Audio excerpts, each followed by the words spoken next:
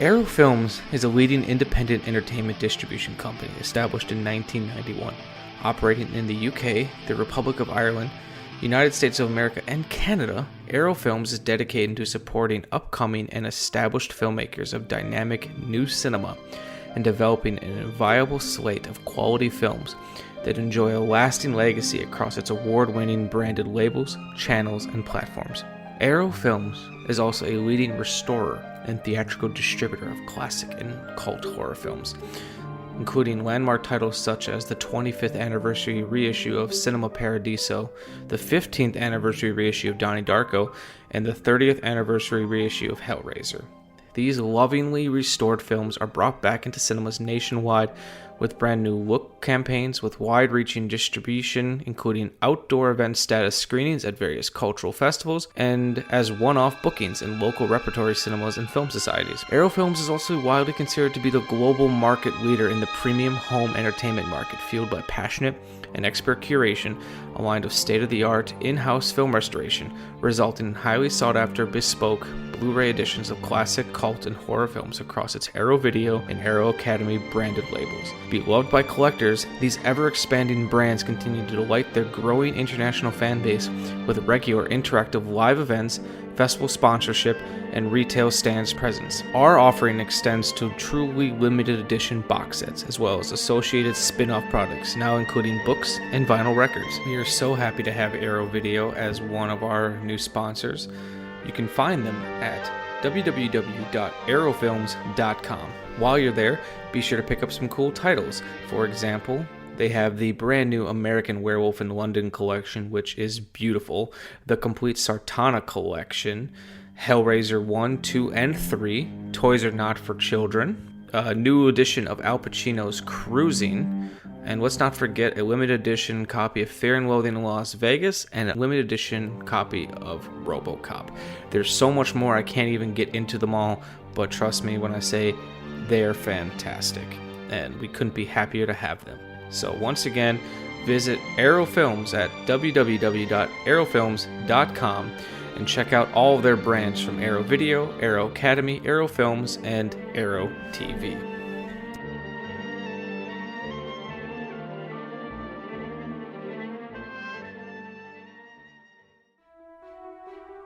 Today's episode is sponsored by Mill Creek Entertainment. Mill Creek is the industry leader when it comes to value-priced DVD and Blu-ray features and compilations. They have one of the largest catalogs out there, ranging from kids programming, classic films and television, independent cinema, documentary, Latino cinema, and they even produce their own content in-house, which is pretty freaking cool.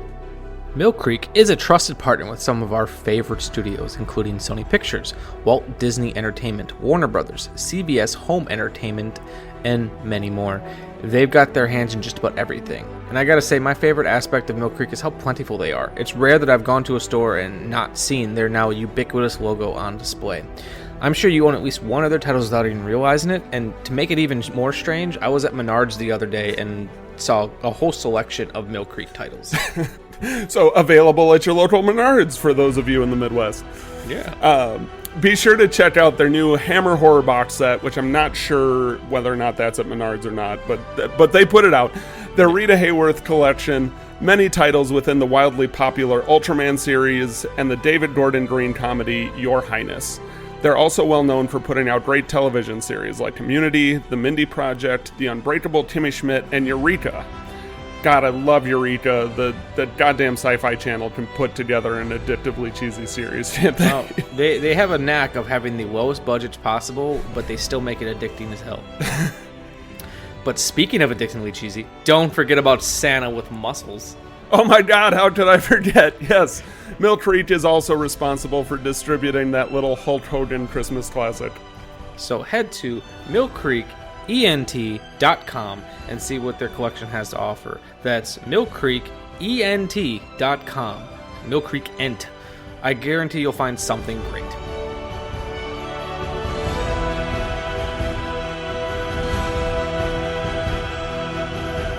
I don't have a plan for tonight. I just figured That's fine. We would just shoot the shit a little bit. I did have a couple people ask questions. It was like one of them it kind of started off as a joke, but I feel like it would tie in perfectly for us. It was, how many VHS tapes is too many? And I was like, I think that just ties perfectly into our collecting habit and kind of how that began for both of us. I know you have so many more than me. I've actually just started reorganizing some shit because I ran out of space.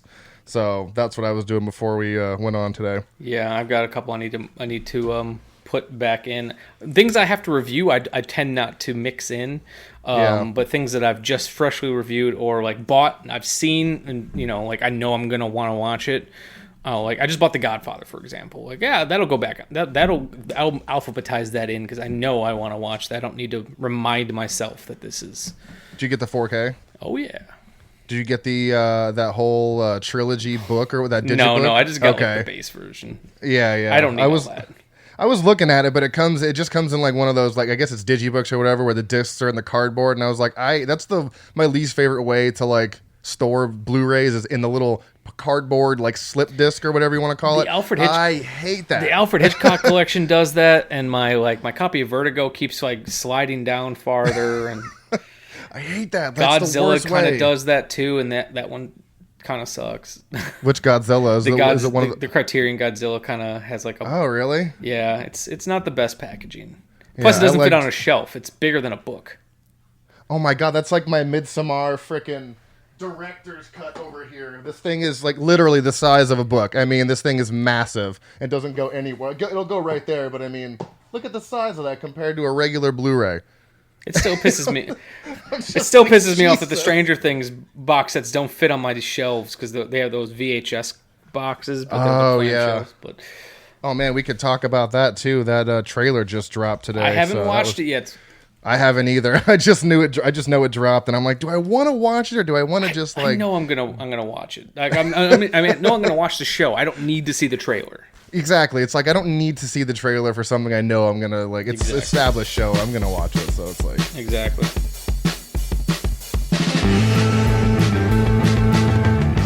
Warning! This movie podcast actually discusses movies.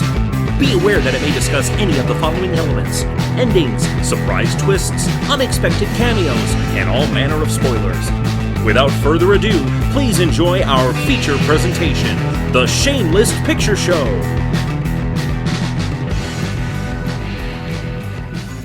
Hello and welcome to another episode of The Shameless Picture Show. I am Michael Byers, and with me today is a good buddy of mine, Austin Proctor of the horror podcast Frightmares. Now, it's also unfair to is it unfair to say a horror podcast, or is that exclusively what you talk about? Those are the only episodes I've listened to, but... more recently, we've been kind of like starting the show with just like stuff we've been watching lately, but yeah, 9 times out of 10, it's just it's horror movies. That's pretty much exclusively what we do. Do you ever feel that is limiting in any way? Is there ever times where you're like, man, I don't want to talk about a horror movie this time. I want to talk about the best little whorehouse in Texas. Yeah, that's why we started kind of just doing whatever in the beginning. Like the first 10, 20 minutes now is usually us just talking about any genre, and then we dive into the horror movie because, well, and it's funny because our formats changed a lot. We used to do like 4 movies, then we cut it down to 2, then we cut it down to 1. So we constantly change the format so it keeps it fresh. But I know now we're down to 1 movie. There's not really much else I can do in terms of format. So I'm sure eventually we'll probably, like go further into other movies and stuff like that. That's what I'd like to do because eventually we're going to start running out of horror movies. I mean, I say that, but like eventually I'm going to hit a point where I'm like, all right, it's time to do more genres. It's always funny, like, because like I didn't want to limit myself because at one point I thought, well, I'd love to do a horror podcast because I love horror films, but obviously I can't speak for you, but I have such a vast taste in film, and I know you do as well. There are some times where like when I've just gone on a binge of watching, horror movies, I don't really want to watch one for a while. Yeah. And it's like, if I feel obligated, then it's not fun anymore. So I didn't want to like limit myself. So I thought with doing this show, I could talk about whatever the fuck I want. Yeah. And there are definitely times we talk about horror, but like that's definitely been freeing for me. Cause like I know, for example, after October, like usually after October when you like, you've binged horror films or whatever, because even though I watch them throughout the year, I'm just like, man, I just want to watch a drama. What the fuck? Yeah, I can say that because I do my 31 days of horror every year. So yeah, after like October 31st, I'm like, all right, we got to change pace here and do something different because yeah, I'm kind of burnt out since I already watch a lot of horror movies to begin with throughout the year. Like doubling down in October for me can be a lot. So I'm like, all right, we got it. Like November's usually like holiday movies or something like that until we get to Christmas, and then it's pretty much just all Christmas movies in December. So it's a nice break, and then January I get right back to the horror. I don't know about you, but usually for October for me, since I do watch so many horror films throughout the year, I try to keep it to. I guess I go for a specific vibe. It's a lot of nostalgia watches for me. So things that I liked that are like kid friendly horror films. I watch a lot of that stuff. I look for stuff with like really specific atmosphere to it. Like I cater what I watch. Like I'm not gonna throw on Texas Chainsaw Massacre during October. That doesn't feel right for me. But like something like the Vinegar Syndrome title Hellmaster, that just feels very October-y. Or Hellmaster? Like, I haven't heard of that one. Or You're Next, that's another one I'll put on. Oh, that's a great one. I think Adam Wingard is kind of slept on a little bit with his horror movies because Your Next is quite possibly one of my favorite to just throw on. That's actually one of my wife's favorite as well. She loves that movie. Yeah, it's one of my, and I completely agree. I do think he is slept on. Like, I've got all the love in the world for Ty West, but it's like, man, why aren't more people talking about Adam Wingard the way they're talking about Ty West? And it's weird. And it's not to say that Adam Wingard's not doing shit. He fucking just directed Kong versus Godzilla. The man, that was awesome. He's doing fine. But yeah, he's doing great. I feel like you mention him in the his name's not in the lexicon the way that some of his contemporaries are, and I think it's a shame because like. Oh, I just think he's incredible. Yeah, I mean, I know people were not a fan of the Death Note that he did. Haven't watched it. I mean, I'm not. I've never seen anything Death Note before until I watched that. I enjoyed it, but I know it didn't. I guess it didn't do Death Note justice. And then a lot of people also didn't like his Blair Witch Project, which I quite liked a lot because I don't know. I just felt. I feel kind of middle of the road about Blair Witch, not because I didn't dislike it. I guess I just don't have a strong enough opinion about it one way or another to like. That's fair. Give my opinion, but I definitely didn't dislike it. Yeah, a lot of people hate on that one, and the Death Note. So I don't know if maybe it's because of those two things that people just kind of I don't know, don't talk about him or whatever. But I know those two aren't typically liked in the horror community. But like I said. Blair Witch, I loved. I know it's not really anything compared to the original, but it's still a lot of fun. It's like a spooky movie in the woods, found footage. I love found footage, and Adam Wingard. I do too, honestly, I love found footage. I would say usually most of them aren't the best, but I always go in hopeful. Like As Above, So Below, I think is like one of the best that have been made. I fucking love that movie. It actually managed to scare. There's some just frightening imagery in there, and it's not just like jump scare imagery. Like there is just some really brooding shots in that movie. I think it's incredible. It's very spooky, and it also has a very interesting ending because I'm not going to give it away, but it has to me it had like a very like solid ending because typically with found footage, the ending is where it can kill the movie, but that one was so well done, and I was like, you know what? I'm like satisfied. That was a satisfying ending for how it played out. So yeah, that's one I love. And another one is Grave Encounters. I don't know if you've seen that one. No, I've not. I've heard of it. I've just never. That one's really good. Watching it. It's a spoof on what's his face from Ghost Adventures or whatever, Zach Baggins, I think, right? From Ghost. Yeah. It's kind of a spoof on him, but it's another just solid, creepy, very, very well done movie. So yeah, check that one out. There wasn't a Korean one about Ganjiam Haunted Asylum. Yeah, you knew exactly what I was talking about. Oh that yeah, one was dude. Pretty good. That one, yeah, that's pretty much the. I think it's Korean or Japanese, but that's pretty much the. It's like Grave Encounters, but like Korean or Japanese. I can't remember where it's from, but it's essentially Grave Encounters, but just done a little bit better. So one movie that people hate on when it comes to people hate on found footage anyways, but one I think it's a very unfair rap. But I also will say I've not seen it since its original DVD release, so maybe it doesn't hold up. Oh, DVD, okay. Diary of the Dead, George Romero's film. I don't think it's as bad as people claim it to be. And maybe just because this is one of the few times where the biggest suspension of disbelief is like, why don't they just drop the fucking camera and run? And I was like, and half the time, I can't even argue that. Yeah. But in this one, like I love this concept that this guy just like, well, someone has to film this. Someone has to, this has to be a document. And I also love, just maybe because it's, the nerdy film guy in me, I love that there's shots of them being like, we have to document everything. So they'd set down a camera and show them editing the film. Yeah. No, I was like, we've never seen anyone edit in a found footage movie. Yeah, I love that one too. It's been ages since I've seen it, but I remember enjoying it, and I remember wondering like, why did people not like this movie so much? But I know found footage in general typically does kind of just get like tossed to the wayside. Like a lot of people aren't into found footage to begin with. But it was George Romero. I mean, come on, what's not to like about that? Exactly. Yeah. So that's one I need to rewatch. I also just recently actually watched his Land of the Dead, which I had never seen before, and that was solid. I don't know if you've seen that one. That's a pretty solid one. That one is always going to have a soft place in my heart because is that right? I think so. Well, right? whatever. Is because I believe it might have been the first of the Dead movie I had seen, other than maybe really? Night of the Living Dead, just because. Okay. I feel like that one was on quite a bit, just anywhere. Yeah. So I don't remember if I saw Night first, but Land was definitely the first, if not the first one I saw, the first non-Night of the Living Dead one that I had seen. Not including like the Zack Snyder remake of Dawn of the Dead, because I'm sure I had seen that, but that doesn't count. So I always had a soft spot for Land of the Dead. Plus, I love John Leguizamo, obviously, because I'm a big proponent of Super Mario Brothers. I love Dennis Hopper. Aja Argento's in it. Yeah, it had surprisingly like solid cast. And actually, that was how I discovered anything about Dario Argento, because I remember I had the DVD once again for Land of the Dead. Oh, wow! There was an interview on there with Aja, and she was like, "Well, of course, because who my father is, I know all about fake blood." And I'm like, "Who's your dad?" Yeah. So that's how you found out about Dario Argento, was through Land of the Dead?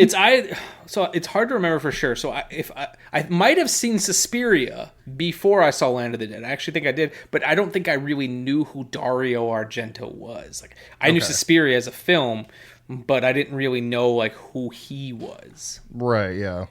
That's fair. Have you seen the did you see the remake of Suspiria by chance? I still haven't watched it just because the runtime is keeping me keeping me away. I've heard it's a slower movie, which I don't mind. I actually love slower films, but I need to be in the right headspace for a slow, long movie.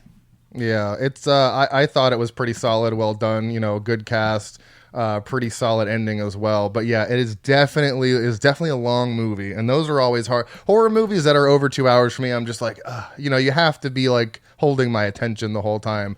Because, I don't know, I'm not a fan of really anything over like 2:15 to begin with. So if a horror movie is super long, it's like, all right, we got to make sure there's enough sustenance for this to keep it going. I don't want to be bored during it. I want to be entertained. So yeah, I feel like it was, maybe it's a Martin Scorsese quote that I might be bastardizing, where he says, you get the first 90 minutes for free. Yeah. Everything else after that you have to earn. Right, yeah, and that's like my sweet spot for horror movies is like 115 to like 135. Like that's like the perfect amount for a horror movie in my opinion, like a slasher or something like that. Anytime I see a horror movie that's like 78 minutes, I don't give a shit. I'm going to watch it. Like I don't care. I don't care. Yeah, it's like 145 is pushing it, but it's like okay. Yeah. Like Hereditary was like over 2 hours, but that's a solid movie. Midsommar, the director's cut's like, good God, it's almost near 3 hours, but they're so visually, like they're so aesthetic that I can watch them, and the story and just how Ari Aster builds tension is just fantastic. So that stuff I can watch, or like The Lighthouse, Eggers, his stuff is great too. I'm excited for The Northman coming out. Like I can't wait to see him do something that's not necessarily horror. It's more of like a Viking kind of. I don't know. You've heard about that one, right? Oh yeah, definitely. Yeah. I want to. I want to see The Northman, and then I want to go home and double it with The Green Knight, just to. Oh yeah, that would be a good one. Put myself both in A24 the mindsets of weirdness, medieval shit. Yeah. Yeah, but no, I'm the same. Like runtime, it's weird to say it sounds like an oxymoron. Runtime doesn't matter to me, but I am cognizant of it. So Right. I'm not going to see a runtime and automatically be like, oh, this is going to be a slog. I'm going to go in hopeful, but at the same time I know it's like I need to be mentally ready for this. Right, yeah. Especially anything over 2 hours. You're like, all right, you want to make sure you pay attention. You don't want to miss anything and stuff like that. So it's like, but it can be taxing, those long movies, man, especially in the theater too. Oh, see, theaters I think are easier for me. It's at home. Really? That I Really? struggle because there's more distractions for me at home. True, and I can yeah. easily distract myself. And then long movies can turn way longer when part of me watching at home because I'm a slave to the pause button. That's true. Okay, If I'm yeah. going to take my eyes off the screen at any time, I'm going to pause it because I don't want to miss anything. Yeah. It actually used to drive me nuts when watching stuff with my brother growing up, where he would leave the room and keep the show running and everything, and then come back and then rewind it to where he missed. No! I just had to watch all this. What the fuck? I don't want to watch it again. Foul. That is a foul right Yeah, there. so it's like, but the thing I appreciate with the movie theater is the theater is just going to do its thing. It's not going to stop for you. It doesn't give a fuck. And I don't know. I feel like I can pay attention better in a theater. Yeah, less distractions. You know, you can't be on you're not supposed to be on your phone at least, and you know, people aren't supposed to be talking, so that makes sense. I get not winded, but after a while sitting in those seats there, I'm like, I need to get up and stretch. So for me in the theater, unless it's a recliner, then I'm good for, you know, like an Avengers style movie. I'm good. The But some of those, the recliners are hit or miss for me. I like them quite a bit, but I will say there are some times where my body has just gotten used to the feeling of the recliners, and I was like, I sometimes wish the theaters had slightly less comfortable chairs. Because like I could take a nap at this point. It keeps me like prone. It keeps me focused. Right. I told my wife Amanda that in the next house, when we actually build a true theater room, not just a impressive living room, I want to have a row of. I want to have like risers, and I want to have like a love seat, you know, so that way we can sit on there together and watch with the dogs. But then I also want one seat either in front or behind the risers that is a theater seat, maybe even like a row of them, because I want to sit in those, but they're not necessarily the best like snuggling chairs. But if I'm watching something by myself, I kind of want to sit in just like in a movie theater chair. Oh yeah, home theater at some point would be just amazing because me and you both are, like I said, we both love how movies sound. I mean, yeah, I want my movie to look good. I like buying 4Ks and high quality movies, but I'd rather invest in a whole like a sound system to where it sounds good and it's immersive, because that really is a selling point for me on movies, and I'm pretty sure you're the same. Yeah. I've seen your awesome setup there. Yeah, like I'm the same way. Like I obviously like I want them to sound good, but like. For example, I just had a friend of mine over, my buddy Kyle, who's probably the biggest Star Wars fan I've ever known.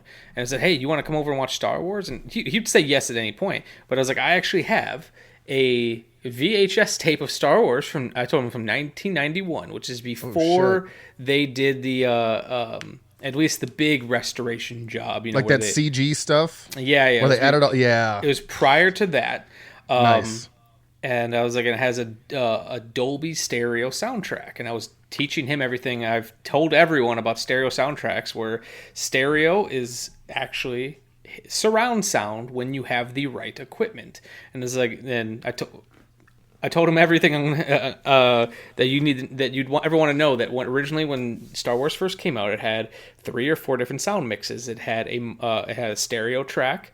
And they did that because not all theaters were hooked up for surround sound. So they thought, well, if we had to play it back through just a stereo or mono system, it would sound pretty good. They had it was called the Baby Boom system, which was actually a 4-channel surround sound setup, which was only for the 70 millimeter print. So that was for very select theaters. And then they had a mono soundtrack. And George Lucas, being I will say genius that he was, knew that Star Wars was going to live and die on television. At least that's because there was no idea, there was no thought of home media at the time. So he's like, well, yes, let's do a good stereo soundtrack for the select theaters that can do it. But there's going to be a lot of theaters in America that just have mono. So they went back in and did a brand when the film was coming out, a brand new mono soundtrack for Star Wars, when they could have just taken their stereo track and played it through one. George Lucas is like, I want this mono soundtrack to sound good. And for the longest time, he said that was the optimal way to listen to Star Wars, was through the mono soundtrack. And then how stereo works is you have a left speaker, you have a right speaker. There's something in audio called in-phase audio and out-of-phase audio. If you ever listen to a pair of speakers, and if they are playing the same exact sound at the same time, it is called in-phase audio, and it tricks your brain into thinking it's coming from right in front of you. Yeah. So what if you have a system theaters had at the time, and now receivers have it, called Pro Logic or something like that, it would send that in-phase audio to the center channel. Oh, okay. And then there's audio called out of phase. If you ever listen to speakers that aren't wired up correctly, you can't pinpoint where the sound's coming from. It just kind of sounds like it's coming from anywhere. That's out of phase audio, and it sends it to your surrounds. Oh, so you have to have but when home media came out, most TVs were stereo. So these tapes would sound good on those, but if you had the appropriate equipment, you could listen to it the way it was heard in the theater. All this to say that I had a tape with a Dolby stereo surround soundtrack. So I was like, you should come over, because this is probably the closest we're going to hear to what it sounded like then. Because you watch it on Disney Plus now or on any of the DVDs, it defaults to the 5.1 mix, which, they went back into the stereo mix and redid it, and it's a great sounding mix. But it's like, if you want to come over and see what it probably sounded like then. So we're watching it on VHS, and it surprisingly sounded great. It looked like crap, but it sounded great. Yeah. All this to say is a very roundabout point to say that in the end, audio won over picture. Yeah, audio won over a VHS from, what'd you say, 91? 91. 91. And I know Ben Burt, who did the sound, he did somewhere in 95, did a complete rehaul of the sound. So, and I think Star Wars first came out on VHS in like 85 or something. So I was like, well, there's a good chance that this is a pretty close, before too much was changed. Because I know early on, whenever it came out on tape, Ben Burt wanted to be involved and optimize it for whatever format's coming out, and so on and so forth. Yeah. So. That's interesting that you still have I guess that's the original VHS. It's probably you said it came out in 85-ish? So it's probably about that. So this one, the copyright on is 91, so. Okay. But yeah, that's crazy that A, you've had it for that long, and B, it still plays. That's amazing. I haven't had it for that long. I found it at St. Vincent de Paul, it's like a Goodwill type store. Oh, found it for like 99 cents. Oh my God! Wow, I feel like that's a pretty good deal. I feel like because I used to have them too, and then my parents just gave away all my VHS, and they gave away the original trilogy I had with the box, and I was very sad because I was like, those were the ones without the crappy CG, and I don't have a VHS player, but I mean, it would be nice to watch them without all the added in Muppet creatures. There are ways to do so. If you Google Star Wars Despecialized Edition, there is it's a fan made project, and he doesn't where there's like a whole 20 to 30 minute trailer on there where he talks about all the work he did to it, where it's essentially using mixed, because there was a short period of time where you could buy DVDs of the theatrical cuts and everything. They essentially mixed multiple different sources and media together and did a lot of restoration work to recreate the theatrical cut of Star Wars. Oh yes, I need that in my life. And I need that. He's not to get around cease and desist stuff. He gives it away for free. He doesn't. He doesn't charge for it. He will not sell you like a DVD. It can be very complicated. You have to he'll give you all the files and everything, and then you have to figure out what to do with it. But it's there. Okay. I might have to look into that. Yeah, because I would like to be able to watch it. I found someone online who made a disc for me, so. Oh snap! Look at you. It's only at 720p, but with upscaling what it is, it's actually doesn't look bad at all. I was gonna say, yeah, that's probably not too bad. No. Nice. Yeah. I will have to look into that then. That's something I need to do because I miss having the original cut without all the, like I said, the Muppet creatures in the background. That just looks so silly. Yeah, we want the original Muppet creatures. Yeah, exactly. The ones they work so hard on, not the ones that are added in post. Was that whose idea was that? Was that Lucas's idea to do? Yeah, it's he wanted to. He claims that this. He wanted to go for the vision that he had from the get-go. Whether or not I agree or disagree, and don't get me wrong, I have a fondness for those versions. Those are the ones I grew up with. Yeah, that's true. But have those versions available, but have the original ones available too. Have them both. Why can't we have both, man? Exactly. I know they're out there somewhere. So you had mentioned having the Star Wars collection from when you were a kid.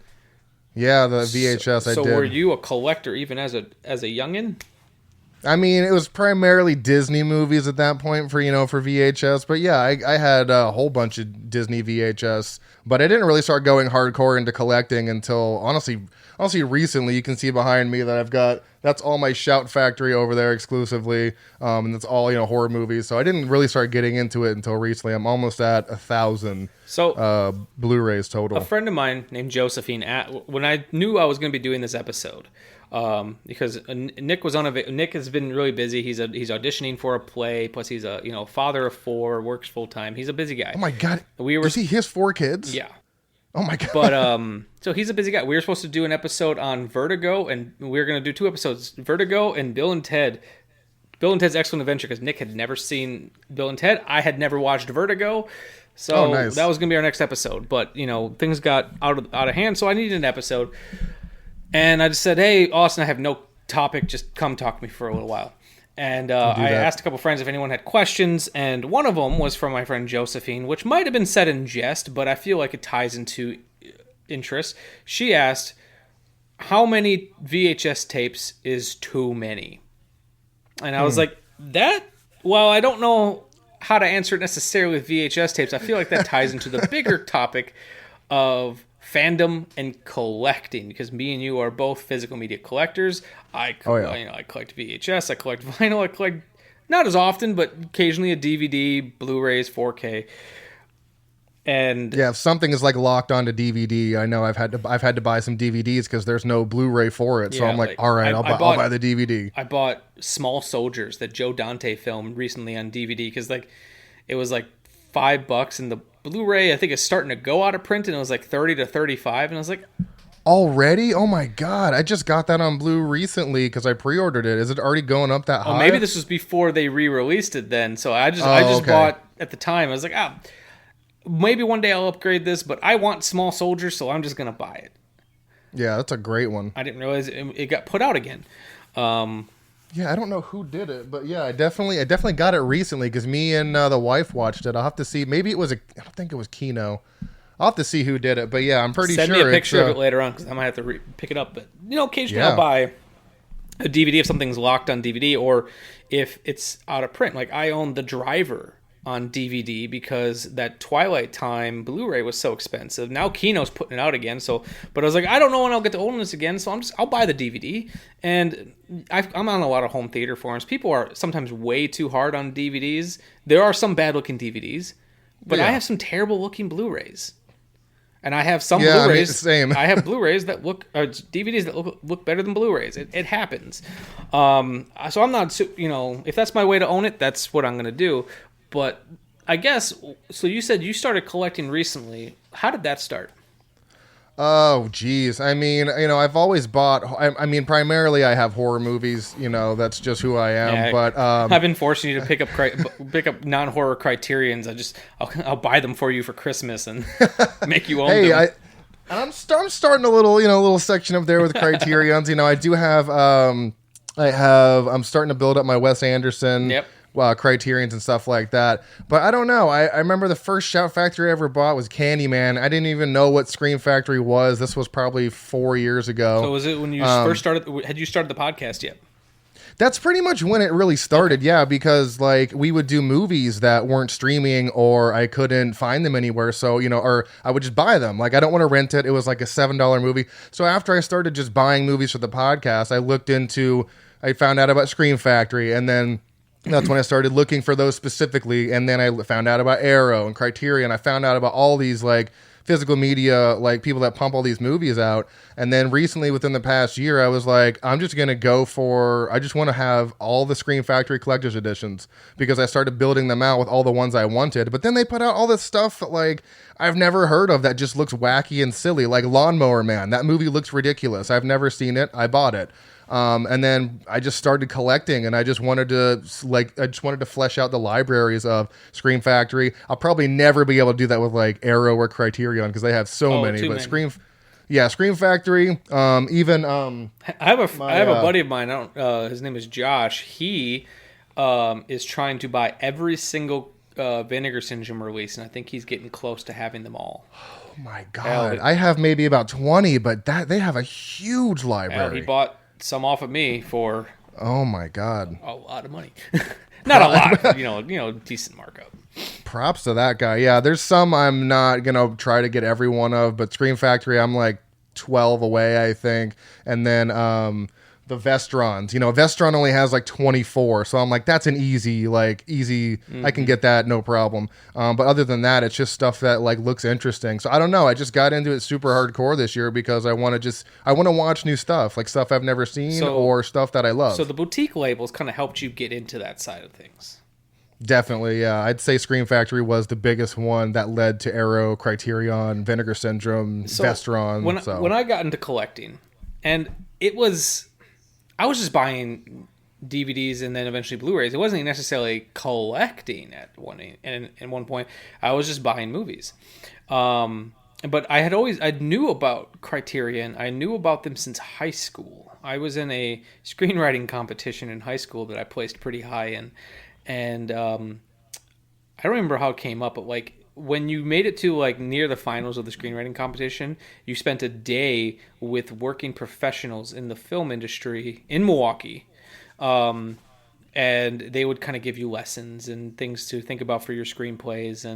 And one of the working professionals, I think he was actually, now that I'm thinking of it, one of my film professors, Tate Bunker. He had shown a clip from a movie called 8½, the Fellini film.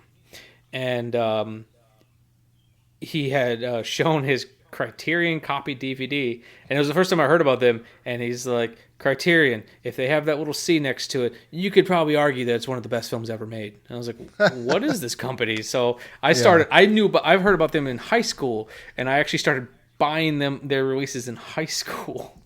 So wait, geez, how long have they been around then? Because they've been around since Laserdisc. Holy shit! I don't know. I don't remember long. off the top of my head if they went by the Criterion. I think they started Criterion on Laserdisc. I think they were doing VHS under. I'm sure you've seen the title pop up. Janus Films. That was their parent company, if I'm remembering correctly. Oh wow! And they were releasing VHS tapes under that label. And then when Laserdisc came out and they had the capability where you could do special editions with features, they were doing Laserdiscs. And a lot of companies didn't see the licensing was completely different then. So like there's Criterion Laserdisc editions of like Wizard of Oz and Halloween and oh wow. And it's kind of like Taxi Driver. It's kind of funny. You go and buy like the Taxi Driver Blu-ray or even the 4K and like the Martin Scorsese commentary and I think the commentary with the screenwriter, which I can't think of his name at this moment, those are from the Criterion edition, the Criterion Laserdiscs. Wow.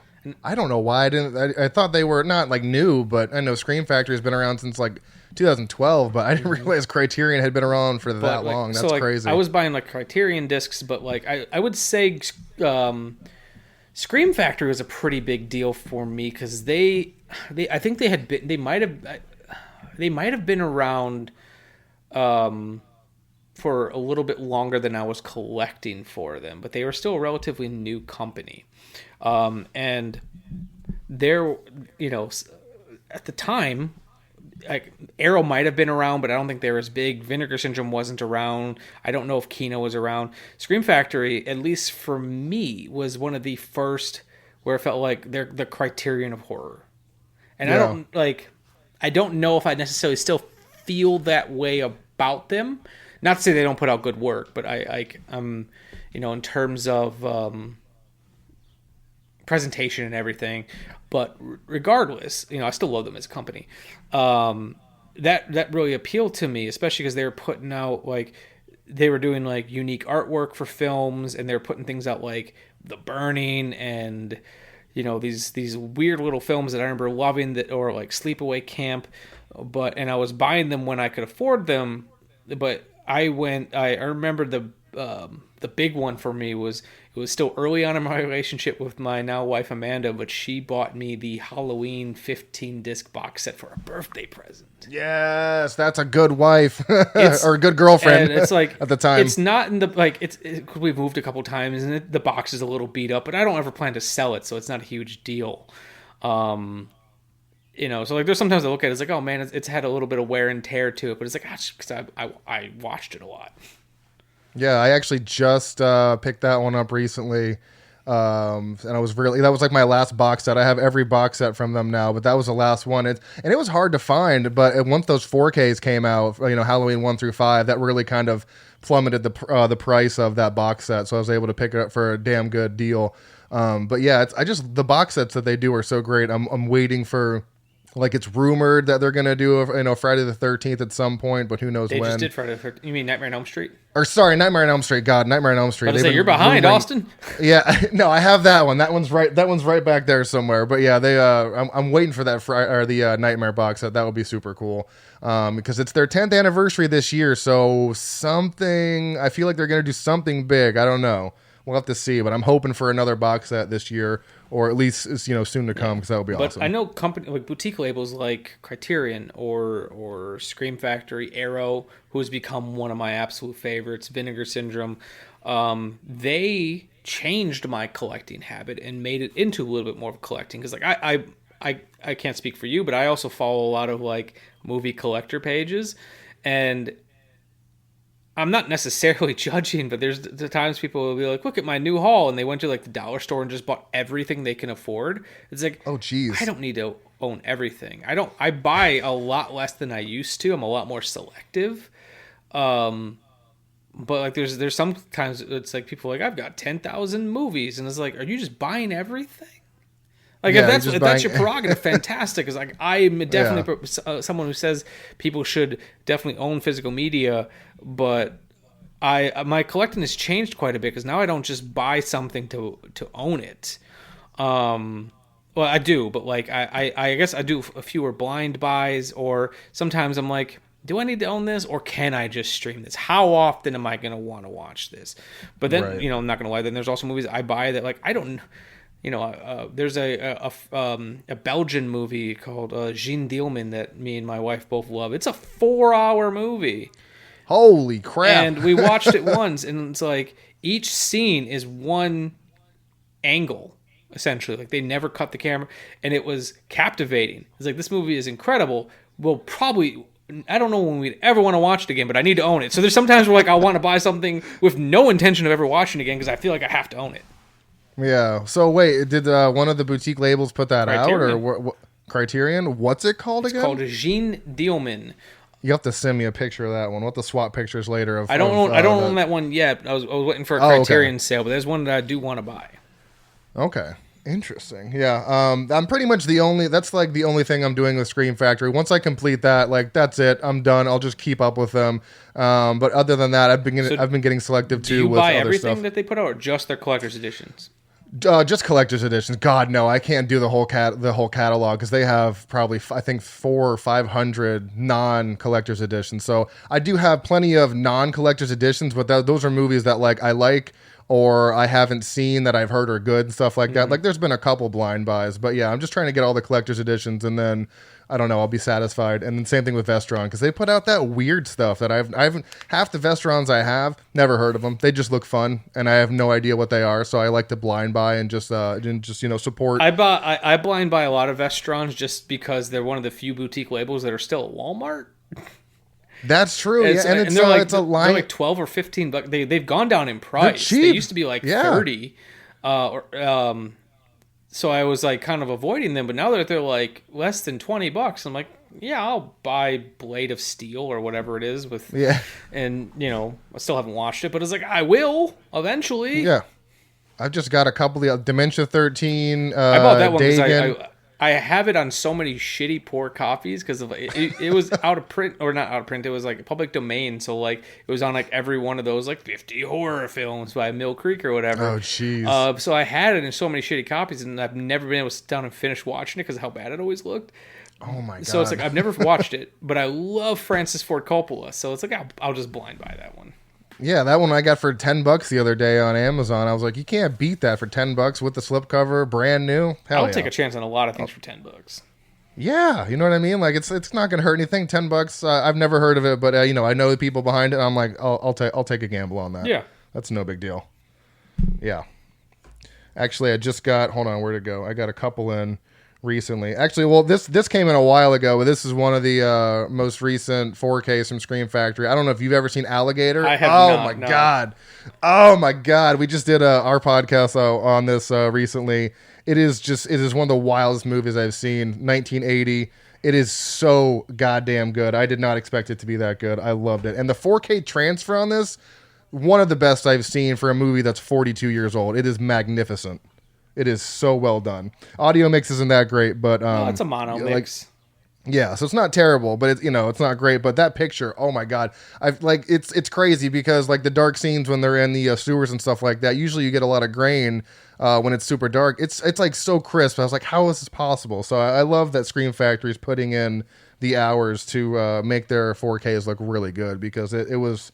I was quite impressed with that. Yeah, I've been really impressed. I don't own a lot of their 4K stuff, but I do own a couple of the Halloween ones, and I've been very pleased with how those look because like I've owned every version of the original Halloween I probably have ever come across at one point or another, and it's definitely the definitive looking version that I have seen. Yeah. How'd the sound mix sound on your system? It sounded great. The version that they've been putting on this, I might be misremembering. The one they've been putting on the more recent Halloween discs is the redone surround sound mix, which is a surprisingly good surround sound mix. There are times, so sometimes when you're taking a film that was originally on mono and you're expanding it to surround sound, you have to take some liberties. There's sometimes re-recorded sounds or things from the sound libraries. The one that always catches me is at the beginning when Loomis and Marion Crane are driving. That thunder is not from the movie. Really? Mill Creek's discs for Ultraman do the same thing. Most of it is on mono, but when they have explosions, they have newly added explosions, and it's kind of cool because it doesn't sound terrible, but you can tell that they don't feel like they came from the source. And there's always a little bit of that, like when they redid the surround sound for Psycho, they redid the shower noises. And I'd have to double check. I don't have unfortunately the Halloween. I don't have Halloween in front of me. For the longest time, they would put a mono soundtrack on there, but it was a down mixed version of the 5 or 7.1 soundtrack. So they would take the newly done soundtrack and down mix it to mono. And I was like, I'd rather you just weird. not put a mono soundtrack on it than do that. Yeah. I think, and I'd have to double check, I feel like the new 4K Scream Factory might be the only one with the original theatrical mono soundtrack on it. So when I watched it, because I think I had just gotten some, like a new subwoofer or something, I wanted to watch it in surround sound. But a lot of times I try to choose the original, or as close to I can get to the original sound mix as possible. There are exceptions, or there's sometimes where I just want to listen to the surround sound mix, like Jaws, for example. It was originally in mono. The surround sound mix is incredible, though, especially because you get the music in stereo. But a lot of times I will choose the original. So, like, if I can choose between, newly done 5.1 mix or the original mono, a lot of times I'll choose that original mono because more speakers doesn't necessarily mean it's going to make the audio better. If you have a really nice fidelity, to your mono soundtrack, they can sound incredible. Well, didn't you have an issue too with what was it, Halloween 3, when you were trying to do the Atmos track? You had some weird thing going on. That was strange, and because a lot of times I'll choose an Atmos track, just because, and maybe it's just in my mind. I sometimes feel like it adds a little bit more depth or height, even though I don't have Atmos speakers. Maybe it's just my brain, but. But if anything, it's just, going to down mix those extra speakers into what's available. So I thought, right. Sounds fuller at least. Or something. Yeah. Sometimes I will choose specifically the 5.1 option if there is one, but a lot of times they won't have another option. And I think in this case it was they have the Atmos track or they have the original mono track. So if I wanted multi speakers, I have to choose the Atmos track.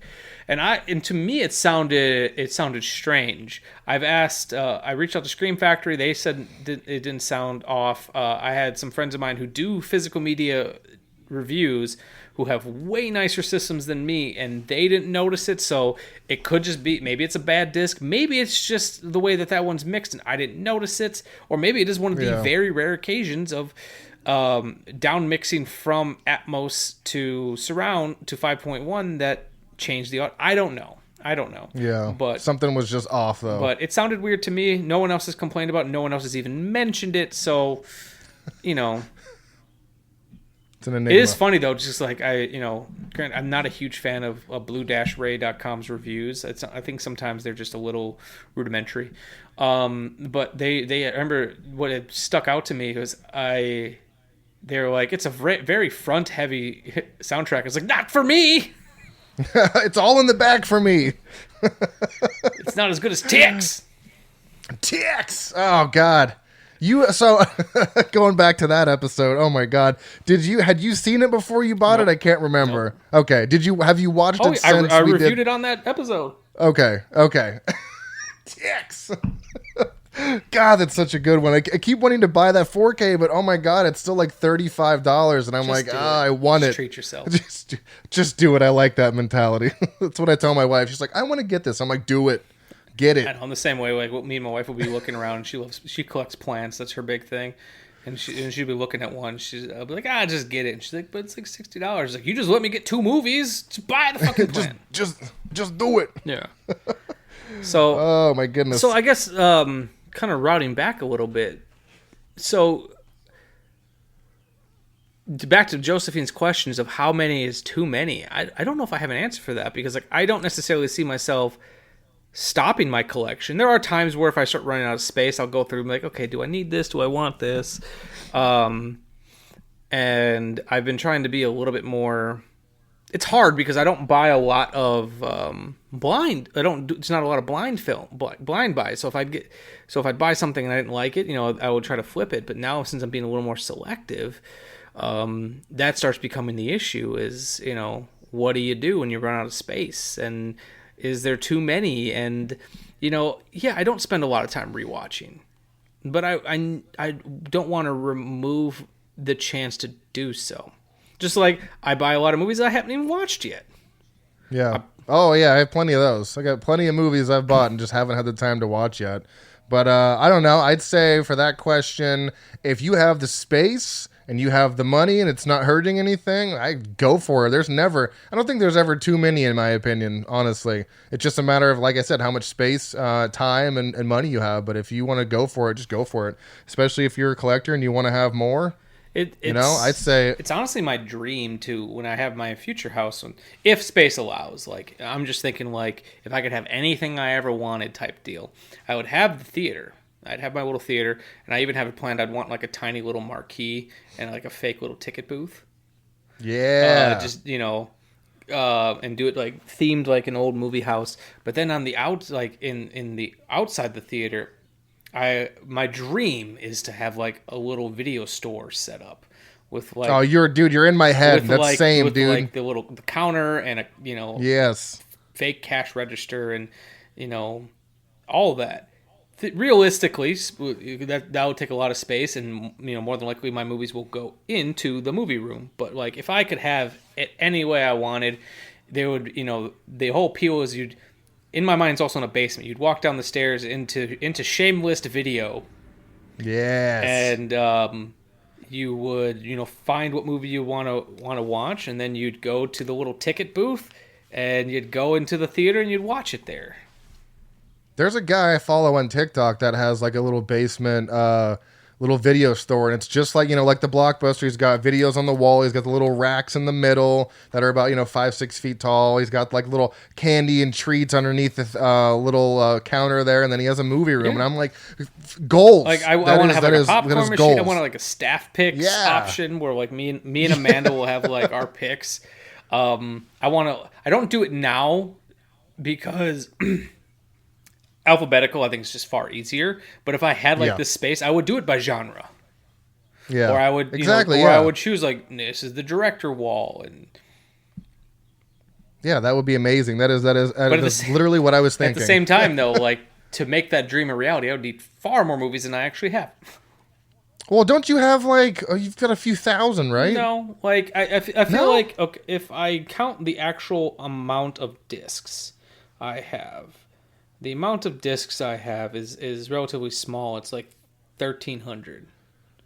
That's still a lot. It is. It don't get me wrong. It is. But I feel like in my mind, a movie like a video store, you have far more. But I feel like if we were just looking at straight up just how many movies, I would say it's probably closer to like 1,800. But that's like multi-movie sets and shit like that. Yeah. So. Wow. That would be a solid start to a little movie room for sure. I just know in my mind, if I sorted them by like comedy, there'd probably be like 40. Yeah.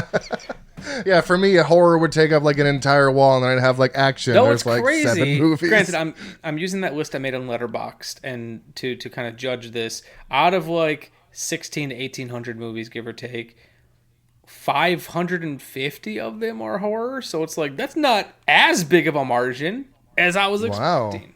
Yeah, that's a lot. Holy cow. That's about a third almost. So it's like, then the other genres take up the rest of it. Like, that's, I guess it makes me feel good that I have so much variety.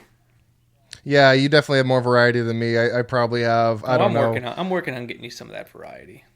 Yeah, I definitely need more variety in my life. I just got so, because for me, horror was never really in my household, and then I got unleashed into the wild on my own, and I was like, yeah, so I just went super hardcore into horror movies which wasn't a thing in my household.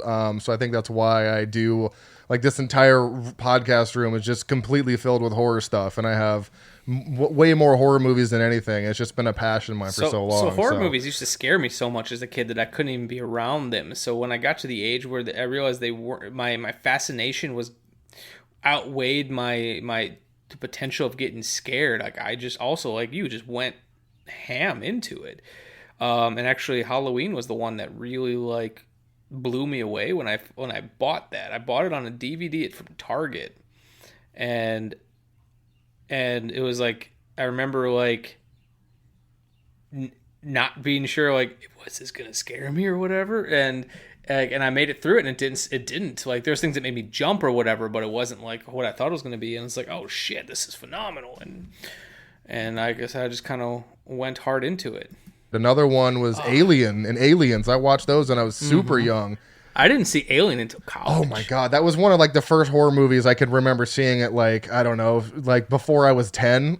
Like I watched Alien and Aliens at my friend's house from church. I don't know why his mom let us watch that. Scared the daylights out of us. E.T.'s an alien, I'm sure it's fine. Right? Yeah, she had no idea what she was doing. She was in the other room cooking or something. I was like, oh my God. See, you had mentioned the PG-13 thing.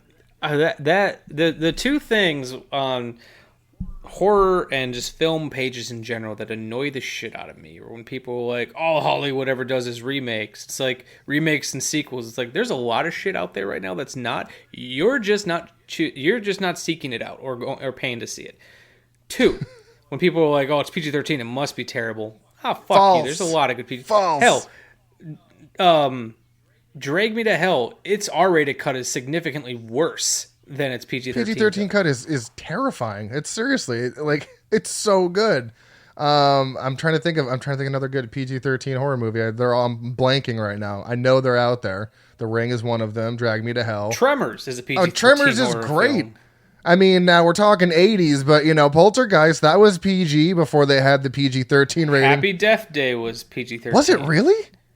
According to this, Really? Quiet Place apparently is PG-13. Monster Squad is PG-13. That's a great movie. The Mummy is PG-13. Split is PG-13. Oh, no, I'm thinking Splice. Arachnophobia is PG-13. That movie fucked me up as a kid. Yes, I love that movie. There's no spider here. But I will hunt down the alleged arachnid and spread some to kingdom come. Oh, my God. The Sixth Sense is PG-13. Granted, I'm just going off of what Google's telling me, so that's all I've got to go off of. The original Buffy the Vampire Slayer movie is PG-13. As you said, The Ring. You have... I would have said Monster Squad. Wow, yeah, Sixth Sense is PG-13. What the fuck? I know. Drag Me to Hell. PG-13, which yeah. I think is great. Ouija, Origin of Evil, which is significantly better Oh, than the original Insidious. one. That's is a PG-13, isn't it? I'm not too sure. Pretty sure Insidious is PG-13. Insidious, what are you? Yeah, PG-13. Yeah, that's a great one. That is a freaking great horror movie. Yeah, there's so I mean, yeah. Yes, if you see PG-13, it might not. I'm not saying it's not going to be good, but I mean, I prefer R rating, but like, there's plenty of PG-13 horror movies that are good. They are out there. I said, I'm impressed by just how many I'm seeing. Right? Yeah, there's more than you think. I think Killer Clowns from Outer Space. It's not really a horror movie; it's more sci-fi than anything. But I think that one's PG-13 or maybe even PG. But that's another great one. They're out there. You just have to seek them out, and be open-minded. Mm-hmm. Just because it's PG-13. Yeah, Killer Clowns from Outer Space, PG-13. That's a great 80s horror movie. Yeah. Sci-fi horror movie. I love that one. So yeah, they're out there. Just got to look. What is that? Yeah. So I think so a buddy of mine, he wanted me to talk about, and I figured we could save this to the end because I don't know how much I'm going to have to say about it, but he wanted me to talk about editing in films and kind of how... I'm not necessarily a film editor, but I have done quite a bit of video editing. I'm actually cutting a music video right now. And he wanted me to talk about the, kind of what I look for in a well-edited film. Okay. And I don't really know if I have a whole lot to say. But so I figured I'd save it to the end. And I figured we could talk about a couple of physical media things that we've watched recently. Okay. And then I'll save Steven's topic about editing to the end because... it's kind of such a hard, subjective topic to talk about, but I can definitely talk about what I like. I actually just bought all these Psychos, so like Psycho 1, Psycho 2, or not Psycho 1, sorry, Psycho 2, 3, and 4 on Scream Factory. That's why you're able to sell me Psycho 2. Yes, because I had an extra copy, but I actually watched all of those recently, and... we talked about this, I think, through text. That is a movie that I didn't even know had 3 sequels, and they are all shockingly good. I think 2's... they're all solid. Yeah. Like the worst one is still better than a lot of other people's sequels. Like the second one is definitely my favorite. That is so well done. 2... that shovel in the end? Yeah. Do you want a toasted cheese sandwich? Bam! Yeah, like I was so shocked at how good Psycho 2 was. And then 3 was good as well. 4 was probably my least favorite, but they're still all just... 4 was the radio host one, right? I think, yeah, 4 was the radio host, and that was still like a good... I liked the story about how it was being told. It was just a little silly, but... I think it might have been a made-for-TV movie. I think it was. I think that was the one that... I think Mick Garris did 4 because I think Perkins did 3 and Mick Garris did 4. But those are 3 movies I bought recently from Scream Factory that I just had no idea that they'd be that good, and I was solidly impressed with all 3. It's a very solid franchise. It really is. And honestly, what makes it work is the fact that Anthony Perkins sticks with the franchise and he is so involved. Yeah. You're sure you won't have a sandwich? Pardon? So my mom actually commented she absolutely loves scene. that shovel scene. We talk about it all the time. It's a solid movie. It's something that we did not need. We did not need 3 sequels, but they did them so well, and yeah, I thoroughly enjoyed them. And what works is it really feels like they're continuing Norman's story. Yeah. Like there was that trend for a while where they do a sequel and they would just remake the first film with just different characters. Like I love Friday the 13th, but that's their shit right there. It's just remaking the first film over and over again.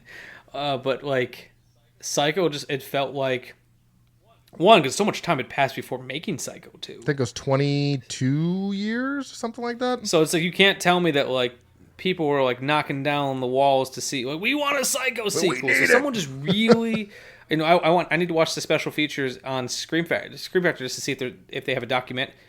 I will say Scream Factory was always going to be a love of mine because they were the first company that, instead of just giving me random interviews, put those interviews together and made it into a documentary. Yeah. It's like, yeah, I could listen to a 40-minute interview with one person, or why don't you cut it together with some other stuff and make it into a documentary? That's a lot easier for me to swallow sometimes. I'm curious if there's one on there to figure out why this film came to existence so far after. I have to assume, because I don't imagine, like I said, people were like, it was a huge money maker. 22 years later, maybe it was getting some repertory screening. So someone just must have really had a story to tell. Yes, and I don't know. I don't know the story. I don't know either, and I'd actually like to know as well, because it literally follows him getting out of like the psychiatric ward 22 years later, and it's like it's just like who had the idea to do this, and like what was a driving force behind doing it? I would love to know that. And I still love that like Anthony Perkins, when he made 3, had just seen the Coen brothers' Blood Simple and liked it so much that he hired their composer to do the music. Are you serious? Yeah. That's awesome. He liked Blood Simple so much that he hired Carter Burwell, who's one of my all-time favorite composers, to do the music for that movie. That's awesome. Yeah, so that's what I watched recently, physical media wise. So I think that's all I have. I'm trying to look at my stuff back there. I've bought so much stuff, but that's the first thing that came to mind was those Psycho movies. I highly recommend those. Well, this is all gonna be part of my these are reviews that I need to do for sponsors of the show. So I'm gonna do 2, maybe a third, but I'm gonna do 2 for sure. First one we're going to talk about, because it's definitely going to ruffle some feathers. First and foremost, I am talking about Josie and the Pussycats. Thank you, guys. You're a great crowd. Okay, girls, we need the lane now. And your shoes. Oh, no. Oh, don't hate me. Don't hate me. I'm sorry. So Josie and the Pussycats, put out by my good friends over at Mill Creek. I believe Sony Pictures put this out originally. Mill Creek's doing the budget version of it. Back of the box says, hot newcomers Josie, played by Rachel Lee Cook, Melody, played by Tara Reid, and Val, played by the ever-wonderful Rosario Dawson, are 3 small-town musicians with big dreams but little future.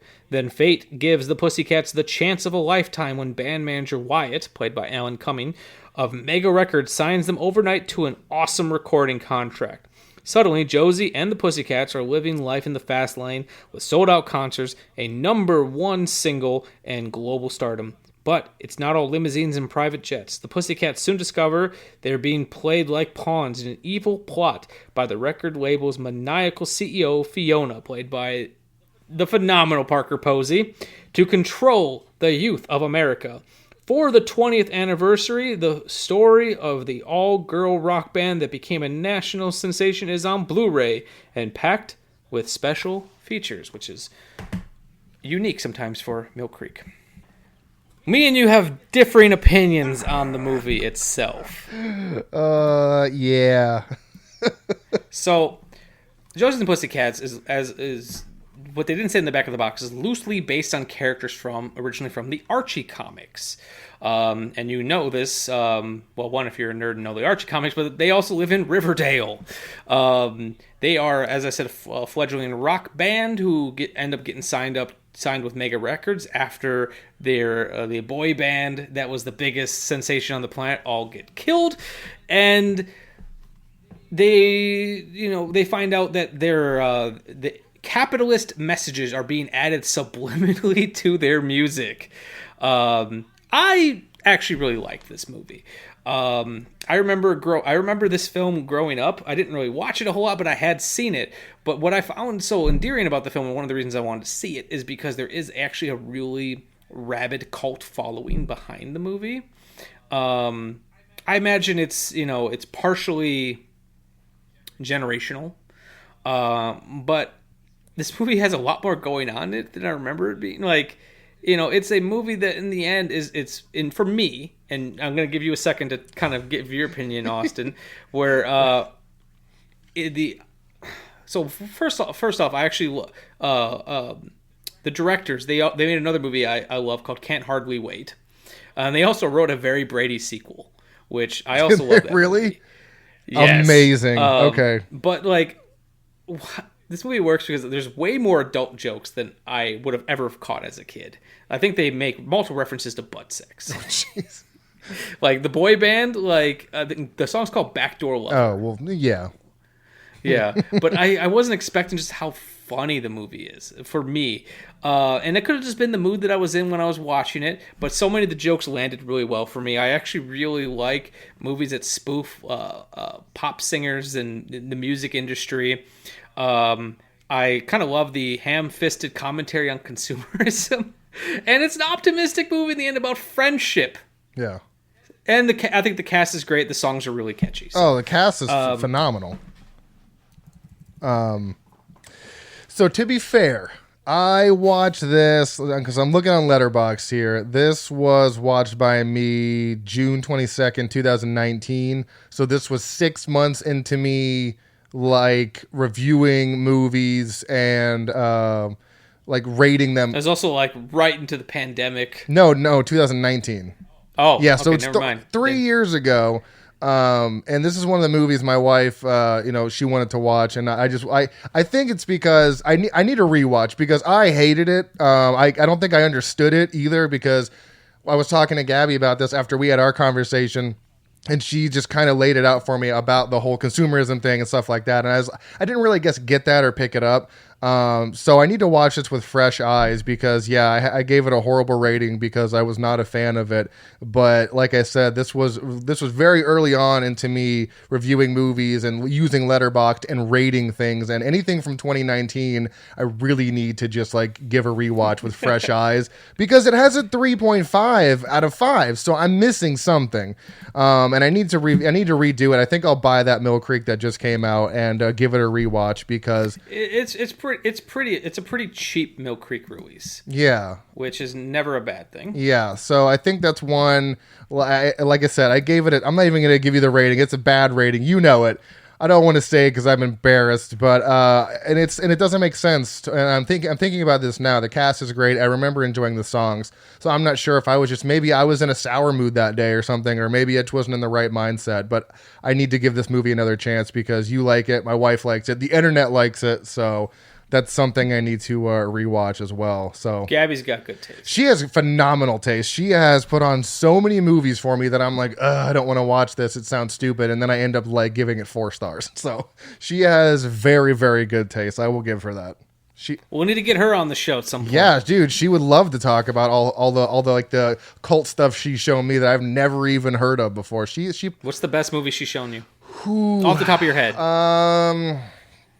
I know it's a big movie but like You've Got Mail. I'd never seen it, and she wanted to show it to me. That Pretty in Pink. It's a delightful movie. It's a lot of rom-coms that she shows me. Another one is Muriel's. Oh, me and my wife love rom-coms. Yeah, I didn't like it until she started showing me all these good ones. Sliding Doors. That's another good one that she showed me. I don't know. I think that's with Gwyneth Paltrow, I believe. So yeah, she shows me all these rom-coms I've just never heard of, and I'm like, all right. Another one was Auntie Mame. That was a great movie. A bit long for me, but that was a great movie. So she shows me all these ones. I'm like, I've never heard of these. Let's give it a go. So, but you know what else is really funny about Josie and the Pussycats? It was shot by Matthew Libatique, who shot Requiem for a Dream. What? Like what? With the the DP? Yep. What? Okay. So originally I was gonna record my stuff about Josie and the Pussycats for TikTok. So I actually have some of my information written already. So I'll just read to you what I had written about the audio, the picture and the audio for Mill Creek. I said Josie and the Pussycats was shot by Matthew Libatique. I might be mispronouncing that. In between Requiem for a Dream and Phone Booth. Libatique shot the film on 35mm using spherical lenses in a 1.66 to 1 frame and was matted to fit the intended 1.85 to 1 theatrical ratio. The film has a very distinct visual style and is rather contrasty with the occasional blown-out highlights. While I don't have anything to compare it to, knowing the look of other films from 2001, I do believe this is an intentional look. The transfer on this disc was probably supplied by Universal, to Mill Creek, who released the film years ago.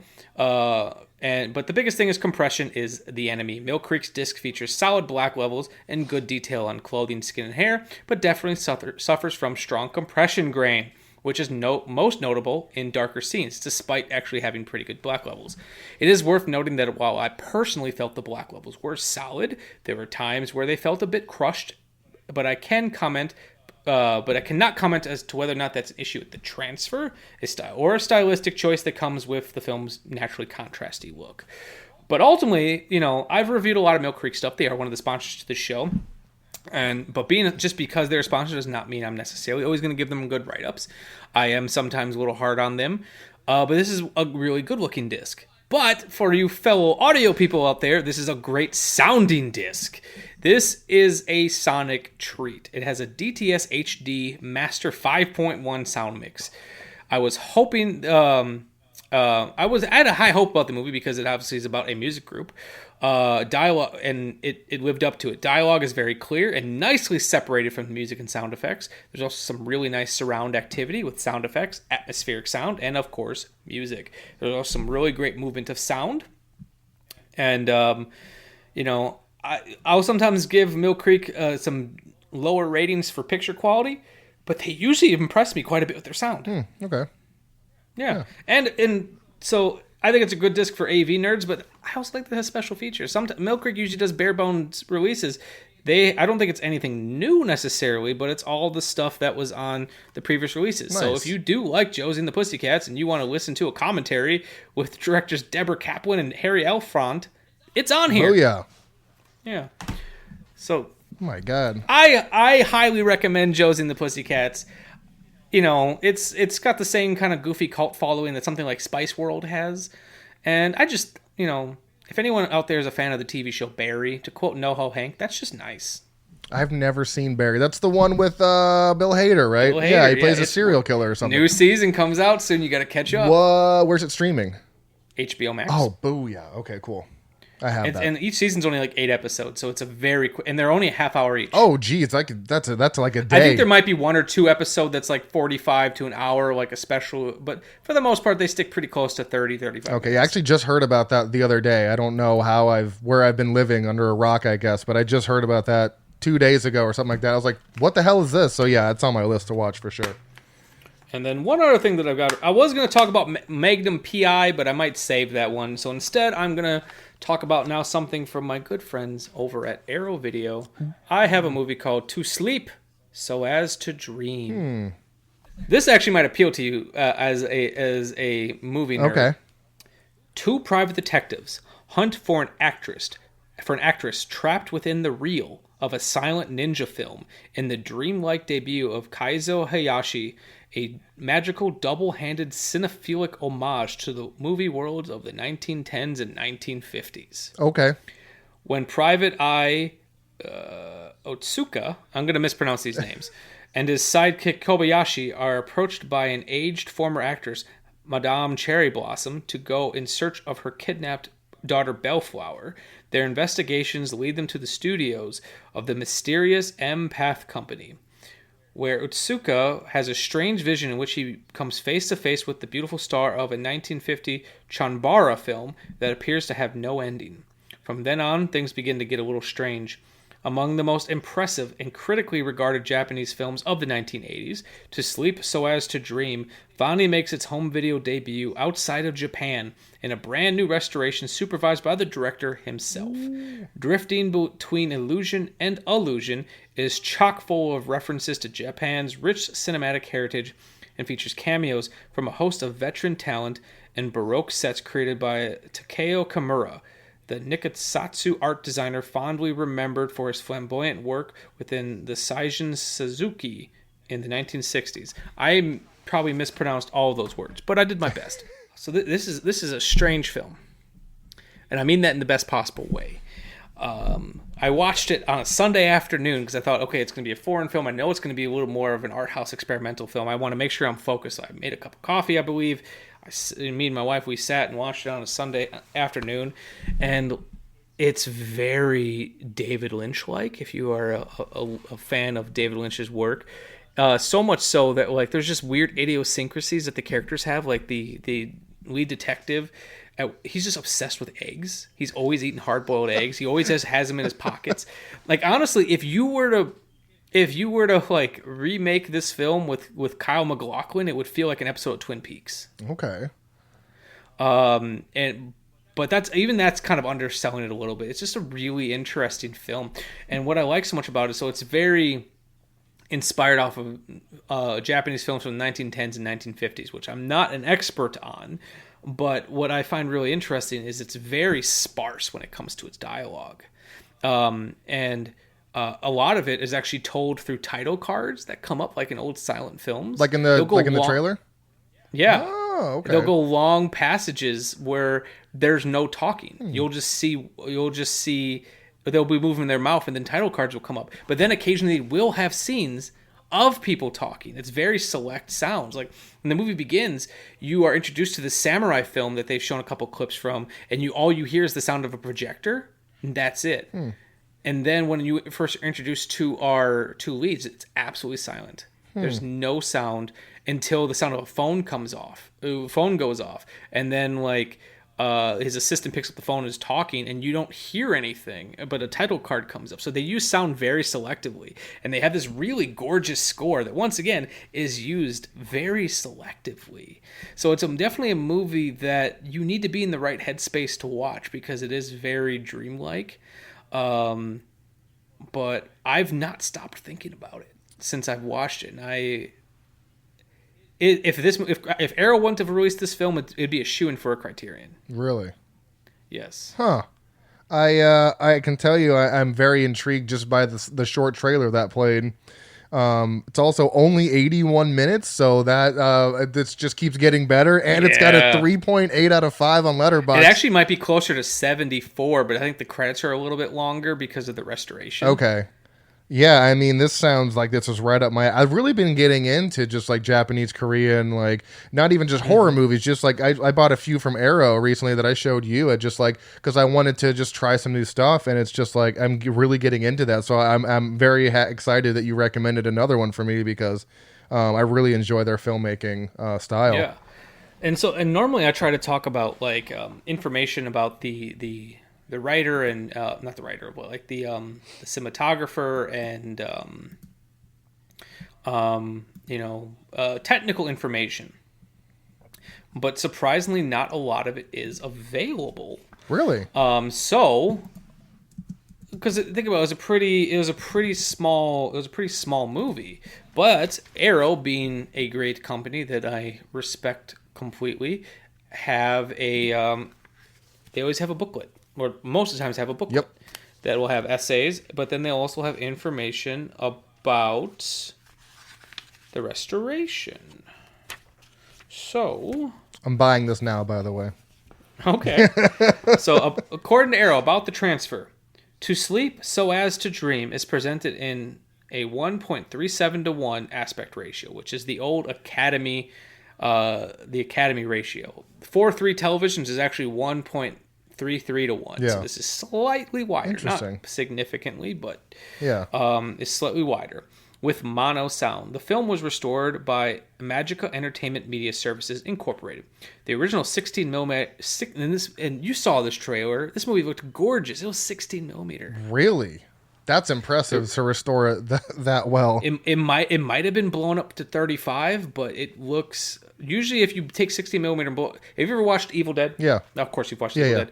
The Evil Dead was originally shot in 16mm. They blew it up to 35mm. Usually, it's heavier on grain. Right. It's not as sharp because you're blowing up a smaller image and making it bigger. So I don't think that's the case here. The original 16mm Kodak black and white camera negative reels were scanned in 2K on a DFT Scanity. The 2K grade and restoration were supervised by director Kaizo Hayashi and cinematographer Yuichi Nagata. The mono soundtrack was remastered from 16mm original sound negative and a 16mm screening print by Reproducer/Magnatech Electronic. The restoration was financed by a Kickstarter campaign launched in 2019 and runs 3 minutes longer than the original 80-minute theatrical. Okay, I guess it is 80 minutes. Okay. Than the original 80-minute theatrical release due to the extended end credits. Wow. Okay. There's actually I started watching it. There's actually a great featurette on here with the director talking about the restoration. Oh, wow. And I wish more companies would do that type of stuff. I want to see how the restoration work is done. Yeah. That's interesting. Yeah. When did this come out? And this movie came out in 1986, I believe. Oh, okay. It's based on stuff from the Yes, okay, 1986. okay. But they do Gotcha. a great job of recreating that look. It was 1986. Like I said, I really liked this movie. It's not going to be for everyone because it does have a slower pace. It's foreign, so there's subtitles, which some people don't necessarily like, and it's funny. It's got a phenomenal sound design, just used very sparsely. Yeah, that's interesting. And you even said the audio too, just with them speaking, is used sparsely as well. Yes, like I actually think so. This movie is interesting because so I'll say like the look of the film is incredible. I think it has a really nice sharpness to it, for considering the fact that it is 16 millimeter. The black levels are incredible. There was definitely there's definitely grain to the film, but it was not like it felt naturalistic. It never felt distracting. When they were showing like clips from like the old school samurai film, that's very grain heavy, but intentionally so, because it's supposed to be an old multi-copied version of a film. Right. But surprisingly, even though the sound design is very sparse and it's mono, it's incredible. It's incredible. It like at times when I was watching, I was saying to Amanda, it's like it doesn't sound like one speaker. It sounds fuller, and it's one. So another thing, physical media companies, I'm sure you've seen it on the back of boxes. They'll do 1.0 mono, and they'll sometimes do 2.0 mono. Yep. The whole reason they do that is because most people don't have a sound bar with a center speaker, or in my case, a surround sound set with a center speaker. So if you play a 1.0 mono through a 2-channel soundbar or television, it's going to come out the left speaker. So they do a 2-channel to make it a little more accessible for people with sound bars or whatnot, so that way the audio will come out of both speakers. Right, okay. So I have it coming out of one speaker. It's a 1.0 mono track, and it sounds so full. There's times where I feel like it's coming out of multiple speakers, and it's not. It's just because it's got phenomenal fidelity, and it's got really decent like bass. It's known as LFE when it's like, so there's bass, it's like the thumping, and then there's like that you get in the movie theater, that really like guttural low like rumbling. Yeah, that's called LFE. It stands for low frequency effects. You usually can't get that without a subwoofer. And while I have a subwoofer, like this film just it got low enough that it actually triggered my subwoofer. Oh my god! So like, because there's there's like the frequency that your speakers can handle, and then once you get to the point where it can't handle anymore, it kind of hands it off to the subwoofer. Yeah. There was sounds that it was like triggering the subwoofer. I'm like, oh shit! Like, wow. We kind of got a sample of it in that audio. Yeah. There was like a point where it got kind of like deep and rumbly. It uses that very selectively. This is a phenomenal mono soundtrack, and this is while it's like I said very sparing, so it's not like a great like show off type of reel. It is one that I think like audiophiles will get some enjoyment out of, especially because it feels so earned when it finally shows up. Well, this is coming in like a couple days, and I plan to watch it when I get back from vacation, so I'm excited. You've got me all hyped up for this movie. I'm like super stoked. And it comes loaded with special features. So back of the box says for special features, high definition Blu-ray presentation. It's got the original uncompressed mono audio. So it's like good quality. Optional English subtitles. Brand new audio commentary by Japanese film experts Tom Mess and Jasper Sharp. That's a cool name, Jasper Sharp.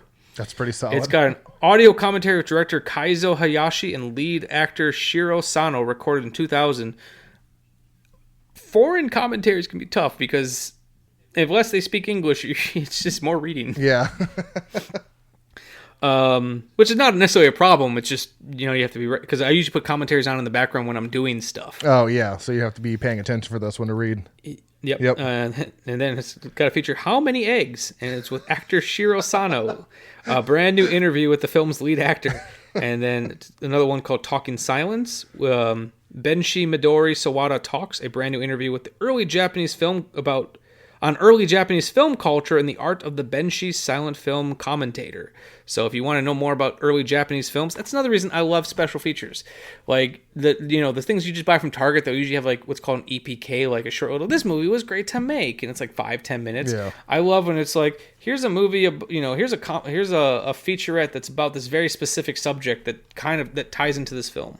Oh, that's funny you mentioned that, because Alligator has one of those on the 4K that they have, because Bryan Cranston actually worked as a PA on that movie, and he's got like a 10-minute little featurette about what he did on set. And I love shit like that, because you get to learn about one specific scene that he did and what he did or who he met. So I love watching stuff like that. I also love, one of my favorite types of features are video essays. Video essays. Yeah, Arrow does quite a few of them, and Criterion does a couple, where it's like an essay, but it's got whoever wrote the essay recording their audio over it and cut to clips of the film talking about it. Yeah. Okay, gotcha. It's also got Midori Sawato performs The Eternal Mystery, an exclusive Benshi performance to the film within the film, the restoration of To Sleep So As to Dream.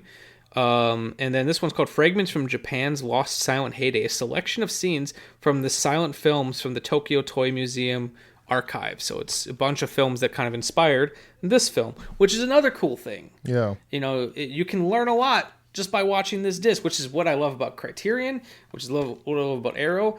And Scream Factory as well. I feel like we've gotten to the point now with special features that so many companies, we need to have something. And they almost all do a good job. Here's an interview with this person. Here's an interview with this person. But I love that Criterion, and now even Arrow, is kind of treating special features in almost like educational text. Yeah, I totally agree with that. And it's like, and not to say every release is like this, because there's always going to be situations where it's just kind of special features to have them, and they're never poorly made. But I do like when you feel like you kind of just took a film school course on a movie after watching the special features. Yeah, especially if you're into stuff like that, which I am. I like nerding out and learning new things, or seeing how something was made and stuff like that. It's just fascinating to see. Especially for people like me and you, just like we're film nerds, I just like to know as much as I can about a favorite movie of mine, or even a movie like that I just bought. What was it? To sleep so as to dream. To sleep so as to dream. Like, I'm probably gonna watch all that stuff, because it's gonna be, I guarantee it's a fascinating movie that I want to just know more about. So those are always fun to watch. Yeah. So that's what I've got. Like I was going to talk about Magnum PI, but I might wait until I've watched a couple more episodes to really formulate my thoughts on it. And then we'll keep this one short just because we are running a little late and I still got to make dinner. Oh, jeez. Okay. Well, I got out of work and just came straight here to do this. I put on my hat and then ready to go up here. So friend of the show, Stephen Millick. He also is one of the co-creators of the Twisted Dreams Film Festival here in Milwaukee, Wisconsin, which is going to be operating this October. Big news there. They're going to have my former boss at Trauma Entertainment, Lloyd Kaufman, in the audience. Woo! I will also be hopefully doing some panels and some stuff. So if you like listening to me talk about movies, come on down to the Twisted Dreams Film Festival. But Steven, he's one of the founders and of Twisted Dreams, and he wanted to ask me about editing, because he said, he can watch a movie and obviously judge the cinematography, he can judge the acting, but editing being such a silent art form, he's like, I don't really know what I'm looking at in terms of what's a well-edited film and what's a poorly edited film. And I definitely do have some thoughts, and I can't necessarily think of perfect examples, but I definitely do know what I like out of film editing. So before I kind of take the floor, is there anything you want to talk about the discussion of film editing, good, bad, otherwise? And real quick, it is worth mentioning too, the reason he had brought this up was because the Oscars just happened, and obviously with film editing being one of the things that they pre-recorded, and it's one of my favorites awards. That's what it came up. And Joe Walker is the editor for Dune, and he won the award for best editing. Also nominated was King Richard, Tick Tick Boom, Don't Look Up, and The Power of the Dog.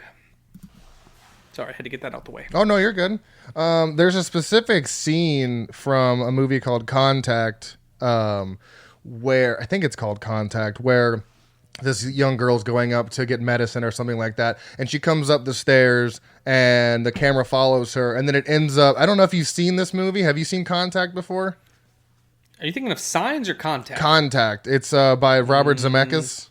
No, I've not. There's a mirror shot in this movie that is literally one of the crazy. You'll just have to look up this scene. I'll send it to you. But it's one of the craziest scenes I've seen, and it was perfectly done. How she comes up the stairs, the camera pulls out, and then she ends up pulling. It's the wildest thing I've ever seen. It's so seamless. Yeah, it's so seamless. But two directors come to mind, and that's Kubrick and Mike Flanagan. I just like the way Kubrick uses his camera, and even Wes Anderson too. I think Wes Anderson probably is my favorite. I don't know if he's editing the movies, but how his movies are shot. He's got an editor. Yeah, so how his movies are shot and compiled, how he will follow, just his style of like shooting and filming and editing.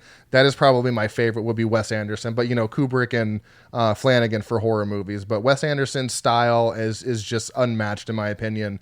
And I just love the way of how he works. You know what I mean? If you've seen a Wes Anderson movie, you probably know what I'm talking about. But I would use him as my example of just a very, very well edited, put together movie. Any of his movies, to be honest. Yeah. So like for me, it's like it's hard to necessarily say like what's good editing versus bad, and right. you can wax philosophic about it quite a bit. There's actually a phenomenal documentary. It's called The Cutting Edge. It's the art of film editing. You can see that if anyone picks up the Blu-ray of the Steve McQueen film Bullet, it's actually a special feature on there because Bullet won Best Editing the year it was at the Oscars, so they decided to put this documentary on there, and it's got like big name editors in Hollywood all kind of talking about the art of editing. And editing is such an important part of the film because it's also one of the only inherently it's only one of the few inherent film specific art forms. Music, you can just make music. Acting came from the theater, directing came from the theater, art design came from the theater. Like editing and I guess even sound design are very specifically for film.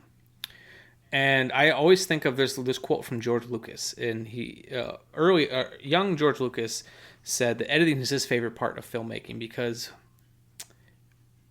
making the film, shooting the film, that's cutting down trees, but you're building editing's building the log cabin.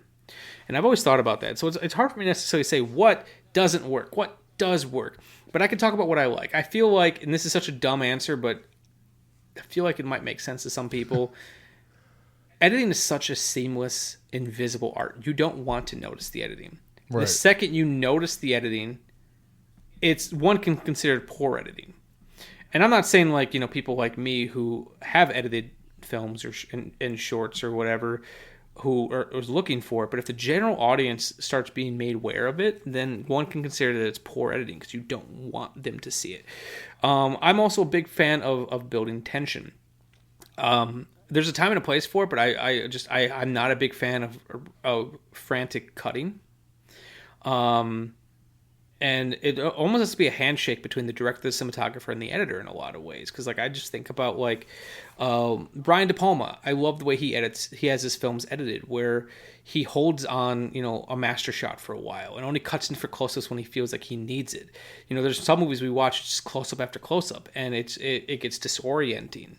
Once upon a time, it was considered, if you ever had to cut the camera, it was considered a faux pas. Like back in the early days of filmmaking, it was considered a faux pas. If you couldn't tell your story in a master shot, you were a bad filmmaker. They thought if you ever had to edit, that was you hiding something. And so that's what I ultimately think about. Like I think about building tension. How every cut is a breath. Yeah. The less you cut, the more you're building. I think that's what you respond to with Kubrick's editing. Yes. That's what and Mike Flanagan, because he cuts a similar way. Yeah, Mike Flanagan, I'm sure, has done like frantic cut shots, but it's done with great intention. It's not like the first Fast and the Furious movie where it's just chaotic editing, and I love the James Bond franchises, but like the opening car chase in Quantum of Solace is so disorienting because you never know where you are at any specific Right. time. Editing should also help build up the scene, build up the environment. So I guess that's what I'm looking for. It's not necessarily the lack of cuts; it's how they're being used. Because eventually you do have to cut the camera, and is there a flow? Is there a pace to it? And it's hard to say. It's you'll notice when it's done poorly. That's the most I can say. But it's also like, there are some filmmakers who really like to utilize the long take, and that's perfectly fine. But then knowing when to cut out of that take or what you're cutting to next. Some of it is juxtaposition. Are you cutting to something unrelated to give yourself to kind of create associations in your mind? There's all of these thoughts. So that's kind of what I go for. Like I'm watching for the pacing. I'm watching how often they're cutting the camera and why, and if I feel like there's a reason for it. Yeah. Because I definitely, and it goes down to the way that I like to make my films. Is I like to see how much of it I can tell in a master shot, not because I'm trying to show off or do long takes, because you can do long takes without showing off. Like Steven Spielberg's phenomenal at that. You almost feel like he is editing with how much he moves the camera during his long takes. He's not showing off like the Copacabana sequence in Goodfellas, where it's just like, ooh, look, a long take. There's another long take from that I really enjoy from Haunting of Hill House. It's I don't know what episode it is. It's during the storm in Haunting of Hill House that was done. I think it was like in 3 or 4 15-minute takes. So they did one long take and then another long take. And I was I was so impressed with Flanagan that I was like, oh my God, coordinating that must be insane to do. Well, Tommy Lee Wallace, who edited Halloween and directed Halloween 3 and actually edited The Fog, I asked him one time, because I met him when I was still in film school. Oh, right on. I was cutting my senior thesis film from the Darkness Theater, and I asked if he had any advice. And he gave me some good advice. But I said, so what was it like editing Halloween? And he's like, Halloween was a dream to edit. Because he said, when the film works and the director's firing all cylinders, he's like, I didn't have to do much. John he knew the film he was making. I just had to put them in sequence. Oh, wow. So he's like, it was so easy. He said the Fog, on the other hand, was a nightmare to cut. I can imagine. But there was just a lot going on with that film, and just so he said that was the nightmare. And yet, when you watch that film, it still feels like a John Carpenter film. It still has his pacing. That one took a lot more work. Yeah. Interesting. That's so cool you got to meet that guy. That's amazing. Yeah. And he also asked, like, do I feel Dune was deserving? I think Dune, from a technical standpoint, I love Dune, but it's also just one of the most technically fantastic movies of the year. It's also one of the best sounding and the best looking films of the year. But unfortunately, I hadn't seen any of the other movies other than Don't Look Up. I hadn't seen Power of the Dog yet. I haven't seen Tick, Tick, Boom, and I haven't seen King Richard, so I can't really comment. Yeah. But so do I feel Dune is deserving? Hell yeah. Is it more deserving than the other ones? I can't say yet. But Dune, in terms of what I look for out of an edited film, kind of hits my sweet spots. Yeah, every shot of that movie was just gorgeous. Every single shot. So, but I think, Austin, unless we've got anything else, I think I've kind of hit my wall of everything I've got to talk about. Yeah, I think we did good here. So tell everyone where they can find your podcast, where they can find you, and we can wrap this bitch up. All right, we're on Facebook at Frightmares, and we're on Instagram and Slasher app at Frightmares Podcast. We're on Twitter at Frightmares_pod. Our email is stayspooky@outlook.com. I'm Dr. Proctor on Letterboxd. You can follow me there and see what I'm watching and what I'm rating. And then, podcasts on Apple Music, Google Play or Google Music or whatever it is. We're on like 8 or 9 different platforms. So they're pretty much anywhere you can get a podcast. That's where we're at. So boom. And well, if you're listening to this, you probably already know where to find the Shameless Picture Show. But in case you forgot, we are on pretty much every major podcast platform. We are on Letterboxd, which I've been very bad about updating. But I personally am on Letterboxd, which I'm very good at updating.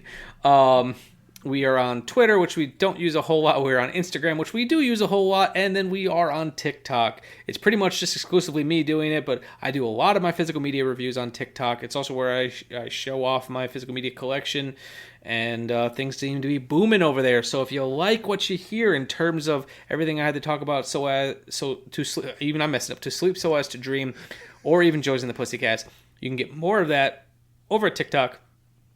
And in bite-sized pieces. I do these reviews in 3 minutes. Austin, you've watched a couple of them. I fit a lot of fucking information in 3 minutes. Yeah, no, I love the TikToks. Every time I see one come across, I'm like, I'm gonna watch this every time. All right, guys. So I think that's everything I've got. Thank you for listening to the Shameless Picture Show. Have a good week. Bye.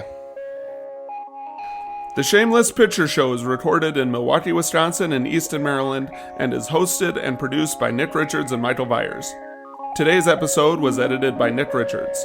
Our opening theme music was written especially for us by The Directionals, with narration by Zach McLean. The end credit music you're enjoying at the moment was generously provided by my friends in the band 10 Speed. The Shameless graphic design is masterfully done by Amanda Vyers. An extra special thank you to all of our Patreon supporters and to our generous sponsors. We are on Spotify, Stitcher Radio, iTunes, Google Play, and Libsyn. You can find links for all these amazing people in the description below.